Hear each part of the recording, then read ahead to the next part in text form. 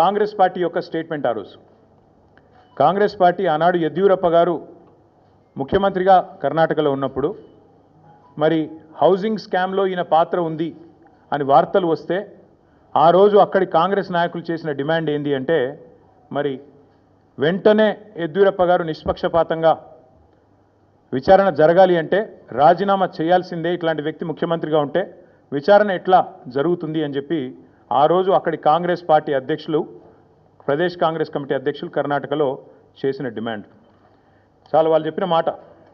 The Karnataka Congress on Thursday demanded that Karnataka Chief Minister B.S. Yediyurappa either resign or be sacked to ensure a fair investigation against him in 2019 corruption case. ఇది కర్ణాటక కాంగ్రెస్ మాట, నా మాట కాదు. ఒక విచారణ ఎదుర్కోవాల్సి వస్తే ముఖ్యమంత్రి గారు ఈదర్ ఈ షుడ్ రిజైన్ వాలంటరీలీ, స్వచ్ఛందంగా తప్పుకోవాలి, లేదా ఆయనను అర్జెంటుగా తొలగిస్తేనే నిష్పక్షపాతమైన ఎంక్వైరీ జరుగుతుంది అనే మాట వారు చెప్పిన మాట. ఇవాళ మేమంటుంది కూడా అదే. 4 కోట్ల ప్రజల ముందు ఇవాళ ఆ ప్రజలకు నాయకత్వం వహించే నాయకుడిగా అక్కడ కూర్చున్న వ్యక్తికి తప్పకుండా నిజాయితీ ఉంటే, నైతికత ఉంటే వెంటనే అయితే రేవంత్ రెడ్డి గారు స్వచ్ఛందంగా తప్పుకోవాలి, లేదా కాంగ్రెస్ పార్టీ పెద్దలు స్పందించి తప్పకుండా వెంటనే వారిని రాజీనామా చేయించి నిష్పక్షపాతంగా విచారణ జరగడానికి సహకరించాలని మేము డిమాండ్ చేస్తూ ఉన్నాం.